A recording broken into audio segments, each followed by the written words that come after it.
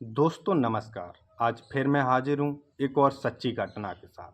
दोस्तों, आज की जो सच्ची घटना है वो हमारे मध्य प्रदेश में स्थित एक गांव की है, जिस गांव में राकेश नाम का व्यक्ति अपनी पत्नी और अपने दो बच्चों के साथ बड़े ही खुशहाल तरीके से अपनी ज़िंदगी को जी रहा होता है। राकेश के दो बच्चे होते हैं, जिसमें एक लड़की और एक लड़का होता है।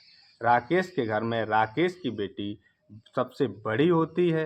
राकेश की बेटी का नाम शिवानी होता है। शिवानी देखते ही देखते बड़ी होती जा रही थी और उसकी जो स्वभाव होते हैं वो राकेश को थोड़ा अच्छे नहीं लगते हैं, क्योंकि लड़कियों के जैसे स्वभाव होते हैं उस शिवानी के जो स्वभाव थे, नेचर थे, लड़कियों की तरह नहीं होते। क्योंकि शिवानी आए दिन लड़कों की तरह घूमने जाया करती थी और घर से जो पैसा मिलता है पढ़ाई के लिए उसे ऐसे ही वो उड़ाया करती थी अपने दोस्तों और फ्रेंडों के साथ। और यहाँ तक ही नहीं कि वो रात में क्लब में घूमने जाया करती थी और मतलब कि लड़कों वाले अय्यासियों वाले काम शिवानी किया करती थी। जब इस बात की जानकारी राकेश को होती है तो राकेश का जो दिमागी संतुलन होता है वो थोड़ा बिगड़ जाता है और राकेश एक दिन अपनी बेटी शिवानी को रात्रि में अपने पास बुलाते और उसे बैठार कर अच्छी तरीके से समझाते हैं कि बेटी, तुम्हारे लिए ये सब अच्छा नहीं। लेकिन शिवानी मानने वालों में से कहाँ थी। लेकिन शिवानी तब तो अपने पापा राकेश से यस कर देती है कि वो मान जाएगी, लेकिन वो ऐसा नहीं करती है। जैसे समय गुजरता है, धीरे धीरे फिर से शिवानी का वही क्रियाकलाप शुरू हो जाता है और वो घूमना फिरना, दोस्तों के साथ पार्टी करना, रात को देर रात तक घर आना, ये सब चलना शुरू हो जाता है, जिससे राकेश और उनकी पत्नी परेशान हो जाती हैं। तो राकेश अब अपनी बेटी शिवानी का रिश्ता करने के लिए रिश्ता तय करता है एक पास के ही गांव से। जहां पर राकेश अपनी बेटी शिवानी का रिश्ता तय करते हैं, वहां पर उस घर में एक लड़का और उसकी माँ अपनी ज़िंदगी को बड़े ही अच्छी तरीके से जी रहे होते हैं, क्योंकि उस घर में उस लड़के का नाम प्रभाकर होता है और उसकी एक माँ होती है और उसके घर में दूसरा कोई व्यक्ति नहीं होता है। प्रभाकर जो कि डॉक्टरी की पढ़ाई कर रहा होता है। प्रभाकर देखने में काफ़ी अच्छा होता है और एक अच्छे नेचर का लड़का होता है। इधर जो लड़की शिवानी होती है उसका नेचर उतना ही खराब और क्रेडिट की डाउन होती है। जैसे ही शिवानी के पिता उसकी शादी उस प्रभाकर के साथ तय कर देते हैं और इधर प्रभाकर को उस लड़की को देखने के लिए बुलाया जाता है और उसकी माँ भी प्रभाकर के साथ आती है। जब ये दोनों लोग शिवानी को देखते हैं तो शिवानी देखने में तो खूबसूरत होती है, तो वो देखकर इस लड़की के साथ अपने बेटे प्रभाकर का रिश्ता तय कर देते हैं। जब प्रभाकर का रिश्ता शिवानी के साथ उसकी माँ तय कर देती है तो शादी की तारीख तय की जाती है और कुछ ही दिनों में शिवानी की शादी उस प्रभाकर के साथ कर दी जाती है। इधर शिवानी की जब प्रभाकर के साथ शादी हो जाती है तो शिवानी अब अपने ससुराल में पहुंच जाती है, लेकिन वो अपने कामों और अपनी आदतों से परेशान होती है। शिवानी अपनी ससुराल में भी अपने मायके की तरह, अपने पिताजी के घर की तरह रहना शुरू कर देती है। वो यहाँ तक कि ऐसे कपड़े पहनती है जैसे देखने के लिए उसके घर वालों को भी शर्म आ जाती है। और इधर उसका वही सिलसिला घर वालों की तरह यहाँ ससुराल में भी शुरू हो जाता है कि देर रात तक दोस्तों के घर रहना, उनके साथ पार्टी करना और देर रात तक घर वापस आना, जिसको देखकर प्रभाकर की माँ को ये सब अच्छा नहीं लगता। लेकिन प्रभाकर की माँ करती तो क्या करती, क्योंकि उनके बेटा भी एक ही होता है और उसकी एक ही वो जो बहू है वो एक ही शिवानी होती है। शिवानी का जब ये सब नेचर देखते हैं तो इधर प्रभाकर को भी ये सब अच्छा नहीं लगता है और उसकी माँ को भी ये सब अच्छा नहीं लगता है। यहाँ तक कि प्रभाकर अपनी पत्नी शिवानी को एक दिन पास बुलाकर बहुत अच्छी तरीके से समझाता है, लेकिन शिवानी समझाने में मानने वालों में से कहाँ थी, क्योंकि शिवानी को तो अपनी अय्यासी दिखाई दे रही होती है। लेकिन प्रभाकर करता तो क्या करता, प्रभाकर अपनी पत्नी को पूरी तरह समझाने की कोशिश करता है, लेकिन वो नहीं समझती। ऐसे ही धीरे धीरे समय गुजरता जाता है तो प्रभाकर की पत्नी शिवानी जो अपने घर अपने मायके से ही काफ़ी अय्याश किस्म की लड़की होती है, वो अपने ससुराल में भी अय्याशी करना शुरू कर देती है। शिवानी जब अपनी ससुराल में अपने दोस्तों के साथ जाती है आती है तो उसके घर वाले उसे रोकते हैं, लेकिन शिवानी मानती नहीं है। धीरे धीरे ही शिवानी को अपने दोस्तों यानी गर्ल लड़कों के साथ मिलना शुरू कर देती है। जब वो उन लड़कों से मिलती है तो वो उन लड़कों के साथ संबंध बनाना भी शुरू कर देती है। जब शिवानी ऐसा काम करती है तो इस बारे में ना ही प्रभाकर को और ना ही उसकी माँ को कोई बात की जानकारी मिलती है और देर रात तक शिवानी घर वापस आती है। इधर धीरे धीरे ऐसे ही समय गुजर रहा होता है और शिवानी अपनी अय्यासियों में मस्त होती है। लेकिन समय गुजरता जाता है। एक दिन शिवानी अपने दो दोस्तों के साथ एक पास के ही गांव के खंजर में खड़ी गाड़ी में बैठी होती है। उधर प्रभाकर अपनी गाड़ी से अपने घर वापस आ रहा होता है तो वो जब शिवानी को उस गाड़ी में बैठा हुआ देखता है तो वो भी अपनी गाड़ी एक साइड में खड़ी कर लेता है और एक पेड़ के आड़ में खड़ा हो जाता है।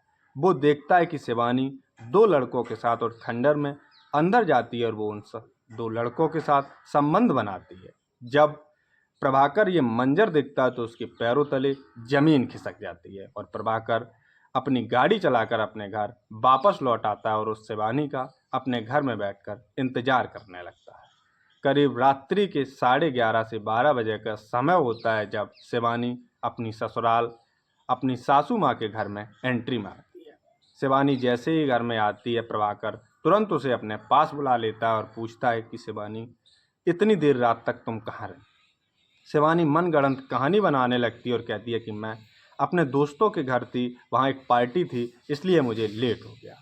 जैसे ही शिवानी इस तरह की बातें बनाती है तो प्रभाकर तुरंत ही उससे कह देता है कि आखिर तुम अपने दोस्तों के साथ थी तो उस खंडर में दो लड़कों के साथ कौन था? जैसे ही शिवानी को ये बात सुनाई देती है तो शिवानी समझ जाती है कि प्रभाकर ने ये सब देख लिया है। शिवानी उससे कहती है कि अगर तुम्हें मेरे साथ रहना है तो रहो, मैं ऐसे ही रह पाऊंगी और आइंदा ऐसा नहीं होगा। प्रभाकर कहता है कि अगर तुम ऐसा करोगी तो कोई भी तुम्हारे साथ नहीं रह पाएगा।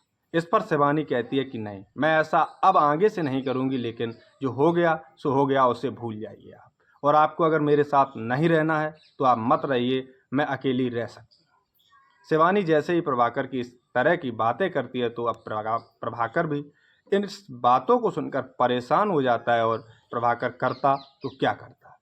सुबह होती है, प्रभाकर अपनी जो डिग्री होती है डॉक्टर की वो करने के लिए निकल जाता है। इधर धीरे धीरे ऐसे ही समय निकलता चला जाता है और प्रभाकर अपनी डिग्री को पूरी करने में लग जाता है।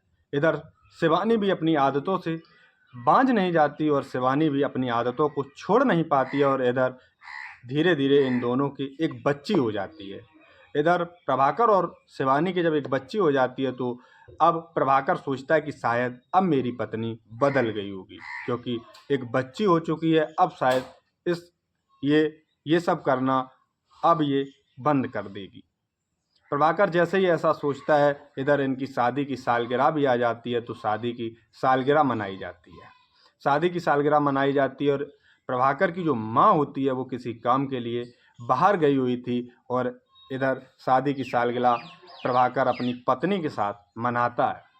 तो उसकी पत्नी शिवानी पहले से ही सारी स्कीम अपने दोस्तों के साथ बना लेती है, क्योंकि उसे पता था कि अब उसकी सासू माँ काफ़ी दिनों तक घर वापस नहीं आएंगी। इधर वो अपने दोस्तों के साथ मिलकर सारी जो प्रभाकर होता है उसको इस दुनिया से हटाने की सारी तैयारी कर लेती है और प्रभाकर के अकाउंट में जितना पैसा पड़ा होता है वो सारा अपने अकाउंट में ट्रांसफ़र कर लेती है, क्योंकि प्रभाकर को शायद अब ऐसा लगने लगा था कि अब मेरी पत्नी बदल चुकी है। इसलिए प्रभाकर भी कुछ नहीं कहता है और प्रभाकर उसे अपने अकाउंट का सारा कुछ ब्यौरा बता देता है तो वो इसी का फ़ायदा उठाकर वो सारे पैसे प्रभाकर के अपने खाते में कर लेती है। इधर जैसे ही वो शादी की सालगिरह का दिन आता है तो जो शिवानी होती है वो अपने दोस्तों के साथ षड्यंत्र बनाए बैठी हुई थी कि मेरे पति घर पर अकेले हैं और मैं घर पर जाकर आपसे कॉल करूंगी तो आप लोग आ जाना और उसे इस दुनिया से हटा देंगे। लेकिन प्रभाकर को इस बारे की कोई जानकारी नहीं होती है तो प्रभाकर अपनी पत्नी के साथ हंसी खुशी से सालगिरह मनाना शुरू कर देता है। शिवानी उसे कोल्ड ड्रिंक में कुछ नशीले पदार्थ मिलाकर पिला देती है और अपने दोस्तों से फ़ोन कर देती है।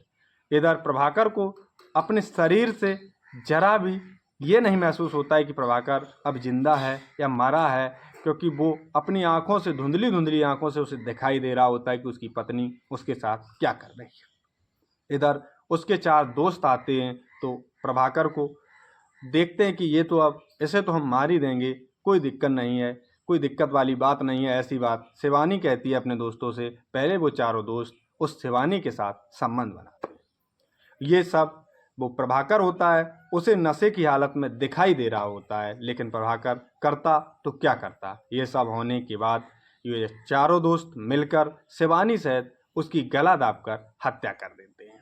जब प्रभाकर की हत्या करके इधर उसके दोस्त वापस अपने अपने घर चले जाते हैं और शिवानी अपनी बेटी के साथ अपने घर में सो जाती है और प्रभाकर को वहीं अपने बेडरूम में लेटा देती है। जब प्रभाकर को मरा हुआ लेटा लेती है और इधर जैसे ही सुबह होता है तो वो एक नया बखेड़ा खड़ा कर देती है और सबसे पहले अपनी सासू माँ के पास फ़ोन करती है और कहती है कि सासू माँ, ये उठ ही नहीं रहे हैं, पता नहीं इनको क्या हो गया है। सुबह शाम को तो ये अच्छी तरीके से खा पी कर सोए थे, अब पता नहीं क्यों नहीं उठ रहे हैं। उसकी माँ को, प्रभाकर को जैसे ही इस बारे की जानकारी होती है, वो समझ जाती है कि शायद इसने मेरे बेटे को मरवा दिया है। वो तुरंत ही अपने भाइयों के साथ अपने घर आती है और वहाँ पर रोना धोना शुरू हो जाता है। इधर कुछ ही देर में घटनास्थल पर प्रभाकर के घर पुलिस पहुँच जाती है। जैसे ही पुलिस पहुँचती है तो उसकी माँ को अपनी बहू यानी शिवानी के ऊपर ही शक होता है, क्योंकि उसके चाल चलन ही थोड़े ऐसे होते हैं जिससे कि हर किसी को उसके ऊपर शक हो जाए।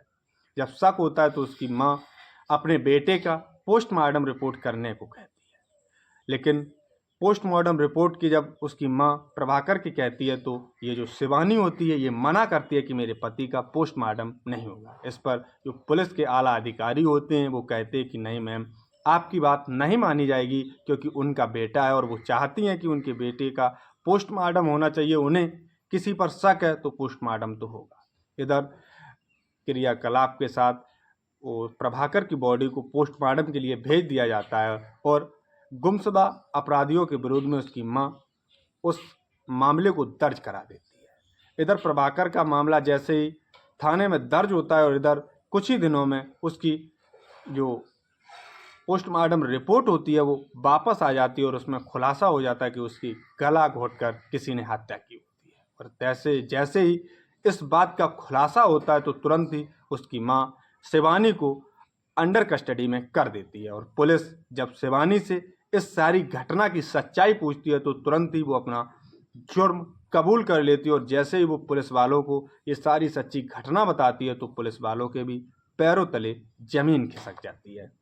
दोस्तों, शिवानी जब इस घटना को बताती है तो पुलिस शिवानी की तहदीद पर उसके उन दोस्तों को भी अपनी अंडर कस्टडी में करके लोक अदालत में पेश करती है और वहां से इन चारों को जिला की जो जेल होती है उसमें भेज दिया जाता है। तो दोस्तों, आज की हमारी सच्ची घटना बस यहीं तक। जय हिंद, जय भारत।